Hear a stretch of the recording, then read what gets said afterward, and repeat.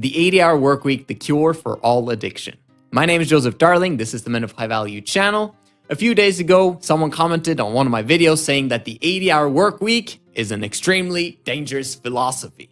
And I created a video response for it. So now you know that I do video responses for those that comment down below. So make sure that you comment and ask your questions, and let's have a discussion and a debate. One of the things that they talk about in those comments was about PMO and prawn addiction. It's basically the same principle for any and all addiction, and if you've got an addiction, then this one's for you. Here's one of the quotes that were mentioned in that video. It's important to distinguish these three things: beating PMO addiction or any other addiction, 2, becoming the best version of yourself, and 3, building wealth and financial freedom. When you beat the addiction, the rest will be easier for you to do. But if you try to do the other two without solving the addiction, you will have a hard time, frustration, almost no results. Now, I understand and I agree. If you've got something that's consuming your brain on a continual basis, that's an addiction that you can't do anything about, it's going to be very difficult to become the best version of yourself or to build any form of wealth and financial transformation. Totally get that. However, this is not what we're trying to do with the 80-Hour Workweek. What we're trying to do with the 80-Hour Workweek is to produce a massive shock to your system. A shock to your system to build your self-esteem. That's what we're trying to do. You've literally had so many losses, okay? You've basically become a massive loser over time as a result of participating in addiction.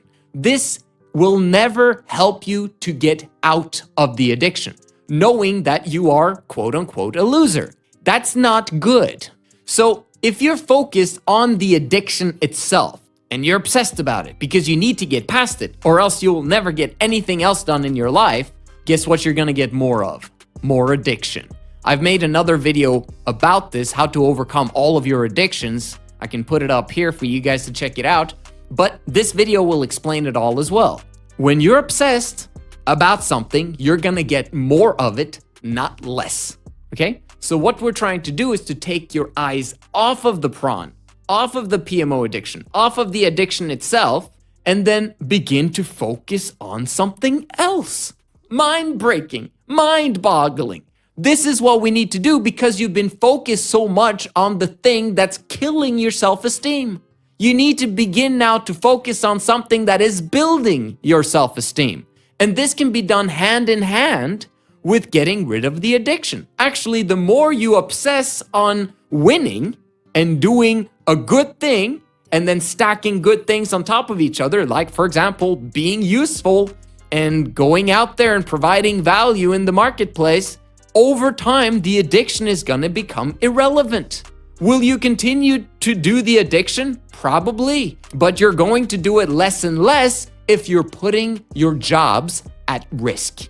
The key is to simply manage to get 3 jobs. Give me a chance. I'm trying to change my life here.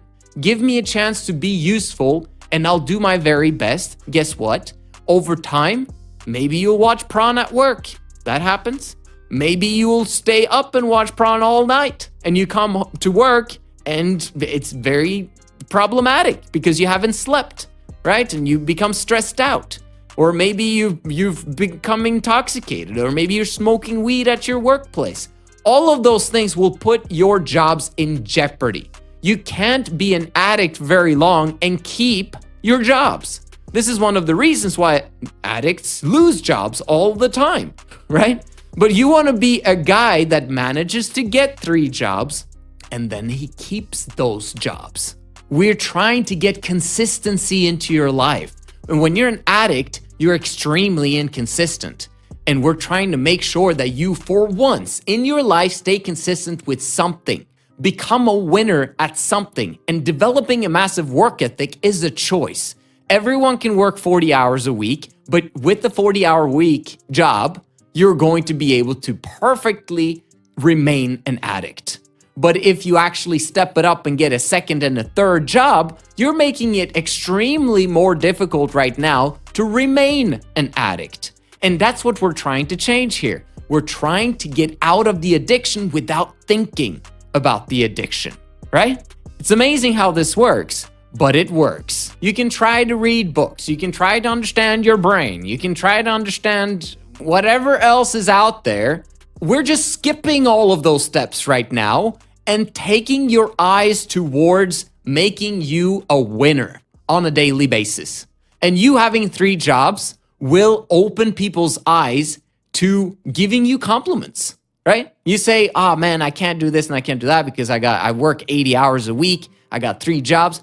Okay, your parents, first of all, are going to be like, whoa, what the heck? You got 3 jobs? Okay, girls are going to be saying, like, you have 3 jobs, because you talk with your colleagues and stuff like that, and they're like, I'm so tired. I worked 20 hours this week. And you'll be like, I'm working 80 hours. And they're like, their minds are blown away from your work ethic. What do you think that's going to do to your self-worth and to your confidence levels? The more confident you are, the less you're going to be addicted, because only those that have low self-worth are addicted. If you have a high self-worth, you're not going to be addicted. And that's what we're trying to get to, one small step at a time. Getting rid of an addiction is not something that happens overnight. And if it is, it wasn't really an addiction in the first place. Okay? Getting over your addiction requires a complete brain structure change, which means that your brain needs to be in a completely different environment. Right now, in your current circumstance, if you're addicted, you're in a toxic environment that massively chips away at your self-esteem on a continual basis. But if you transfer your brain into a new environment where you receive new input and you begin to feel more of a winner as a result of that environment, you're going to eventually get rid of the addiction, because it won't be part of your identity anymore, because you've changed your battleground. You changed where you are.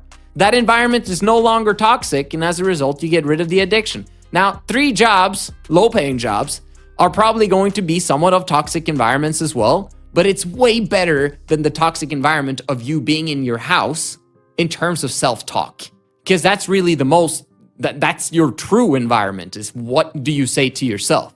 And if you're stuck at home watching porn or drinking a bunch of liquor or whatever addiction you might have, you don't want to isolate yourself and put yourself in that situation. You need to go out there, make yourself useful, help other people. And when you do that, you receive value back and you begin to understand that, you know what? That is not part of who I am anymore. I am actually on my way to financial freedom in 12 to 18 months because I do not longer want to be having 3 jobs. I want to get rid of them.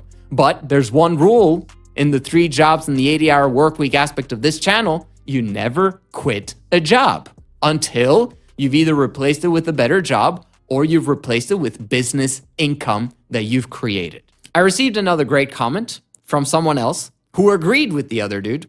And he says, what are the tools and exercises you give your addicted clients to manage and understand their emotions and their possible or highly likely withdrawal symptoms?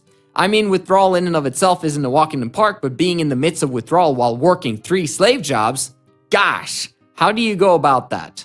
Since you called the 3 jobs the solution to addiction, how many addicts have you helped to get free? Not just a little less usage, but free of their addiction. Now, obviously, I could ask that question to that person himself. How many have you freed from addiction, right? Because freeing someone of addiction in and of itself is extremely difficult. And the addict, if he has freed himself from addiction himself, he's helped one person, right? So, to be honest with you, everyone is addicted in their own specific way. Every single one of us. We got to understand that. Some have worse addictions and then other people have less bad addictions, right? So when it comes to me, in terms of having helped people specifically to get over addiction, what I've noticed is a lot less usage when they follow my lead and actually do what I tell them to do. Have someone actually become completely free from addiction? Well, I've got one right now that's actually becoming free of addiction really, really quickly. But you know what was needed for that to happen? I needed to live with that person for an extended period of time, okay? And I do that. I do that for my clients, all right? I've done that twice now. And I had another client who decided to go home before we had completely gotten rid of his addiction. I thought personally that was a bad move. And he's still in his addiction.